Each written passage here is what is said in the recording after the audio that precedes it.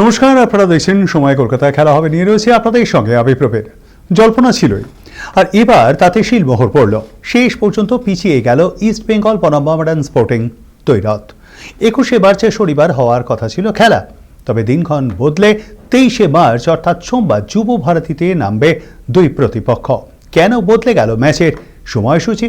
শনিবার রয়েছে পবিত্র ঈদ উল ফিতর, তাই প্রশাসনিক কারণে ম্যাচে 3 বদলের সিদ্ধান্ত নেওয়া হয়। বুধবার ইস্টবেঙ্গল ক্লাবের তরফ থেকে এক বিবৃতিতে ম্যাচ পিছিয়ে যাওয়ার কথা ঘোষণা করা হয়। ম্যাচ শুরু সন্ধ্যে 7:30টায়। আপাতত আইএসএল এ 5টি ম্যাচ খেলে 2টি ম্যাচ জয়, 2টি ম্যাচ হার ও 1টি ম্যাচে ড্র করেছে ইস্টবেঙ্গল। এই মুহূর্তে লাল হলুদ রয়েছে 5ম স্থানে। অপরদিকে 4 ম্যাচে পয়েন্ট অধরা মোহামেডান স্পোর্টিং এর, তারা রয়েছে পয়েন্ট টেবিলের একেবারে শেষে। এই ম্যাচে জিত দুই দলের ফুটবলারদের আত্মবিশ্বাস আবারও ফিরে আসে, তাই ঢিলেমি দিতে চাইছেন না অস্কার ব্রুজো এবং মেরাজউদ্দিন ওয়ার্ডো। অনেকেই বলছেন এই ম্যাচের ওপর নির্ভর করছে কোচ ব্রুজোর ভবিষ্যৎ, যাকে নিয়ে গত কয়েকটা দিন কম জল খোলা হয়নি। তবে যুব ভারতীতে ইস্টবেঙ্গল অনুশীলনে হাজির সমর্থকরা আর্জি জানালেন কোচ এবং ফুটবলারদের কাছে, যেখানে সাফ বার্তা সমর্থকদের আবেগকে বোঝার চেষ্টা করুন, চেনা ইস্টবেঙ্গলকে ফিরিয়ে নিয়ে আসুন সর্বসমক্ষে।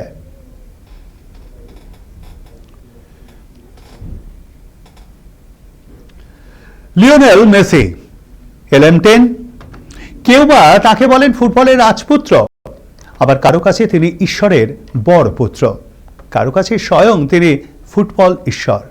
এবার নিজের ফুটবল ক্যারিয়ারে নয়া উচ্চতায় LM10। 900 গোলের ক্লাবে ঢুকে পড়লেন লিওনেল মেসি।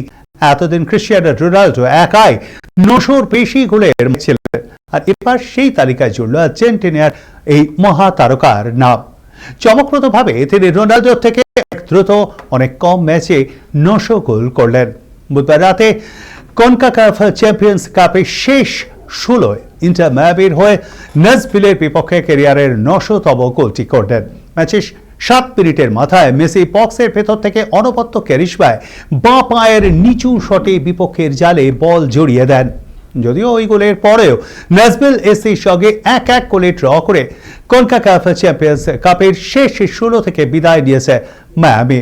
সেই দুঃখ অবশ্য মেসি ভক্তরা ভুললেন মেসির অর্জনে।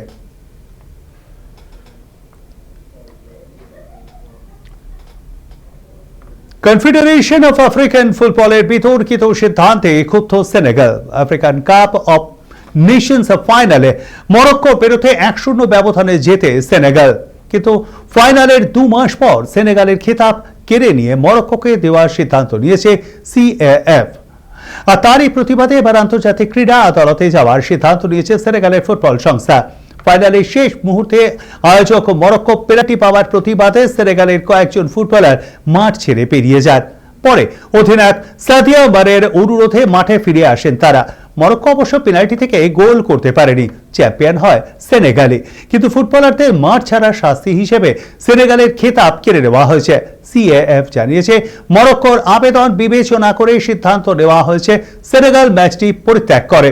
তাই ফাইনালের ফল মরক্কোর অনুকূলে 3-0 নথিভুক্ত করা হয়েছে।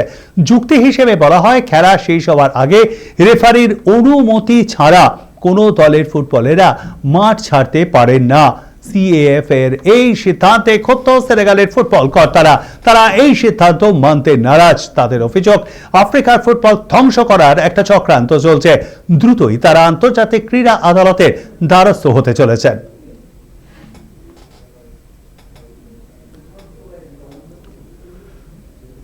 গত মাসে টি20 বিশ্বকাপে পাক দলকে হারিয়েছে টিম ইন্ডিয়া। সেই রেশ কাটতে না কাটতে আবারও খেলার মাঠে দেখা যাবে দুই চিরপ্রতিদ্বন্দ্বীর লড়াই। তবে এবার ক্রিকেট নয়, 5 মাস পর হকির মাঠে সামনাসামনি হবে দুই দল। চলতি বছর 14 থেকে 30 আগস্ট বেলজিয়াম ও নেদারল্যান্ডসে অনুষ্ঠিত হতে চলেছে পুরুষ ও মহিলাদের হকি বিশ্বকাপ।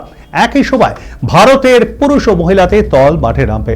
বিশ্বকাপে গ্রুপ বিন্যাস হয়েছে ইতিমধ্যেই, সেখানে ভারত এবং পাকিস্তান একই গ্রুপে রয়েছে, অর্থাৎ গ্রুপ পর্বে দুই দলের তৈরথ দেখা যাবে।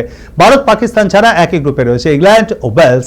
তবে মহিলাদের বিশ্বকাপে ভারতের গ্রুপে নেই পাকিস্তান, কারণ তারা বিশ্বকাপে যোগ্যতাই অর্জন করতে পারেনি। ওমেন ইন ব্লুদের সঙ্গে রয়েছে ইংল্যান্ড, চীন এবং দক্ষিণ আফ্রিকা।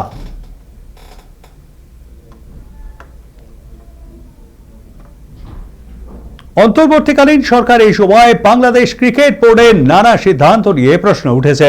বোর্ড কর্তাদের বিরুদ্ধে নানান অভিযোগ পেয়েছে তারেক রহমানের সরকার। বিসিবি নির্বাচন ঘিরে অস্বচ্ছতা, টি-20 বিশ্বকাপের জন্য ভারতের দল না পাঠানোর সিদ্ধান্ত নিয়ে তদন্তের সিদ্ধান্ত নিয়েছে সরকার। বাংলাদেশের ক্রীড়া প্রতিমন্ত্রী আমিনুল হক জানিয়েছেন, তদন্ত হলেও আন্তর্জাতিক ক্রিকেট সংস্থার সঙ্গে আলোচনা করেই সিদ্ধান্ত নেওয়া হবে। ভারতীয় ক্রিকেট বোর্ড মুস্তাফিজুর রহমানকে আইপিএল থেকে বাদ দেওয়ার পরই টি-20 বিশ্বকাপ নিয়ে সমস্যা শুরু। নিরাপত্তাজনিত সমস্যার কারণ দেখিয়ে ভারতের দল না পাঠানোর নির্দেশ দিয়েছিলেন তৎকালীন ক্রীড়া উপদেষ্টা আসিফ নজরুল। তার এই সিদ্ধান্ত নিয়ে তদন্ত কমিটি গঠনের কথা জানিয়েছেন আমিনুল। আইসিসির সদস্য দেশগুলির ক্রিকেট সংস্থার স্বায়ত্তশাসনে যে কোনো রকম হস্তক্ষেপের বিরোধী।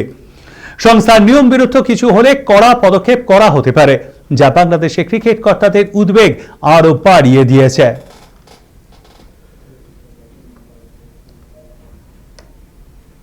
এখন এ পর্যন্তই। দেখতে থাকুন সময় কলকাতায়। সময় বলবে সময়ের কথা। নমস্কার।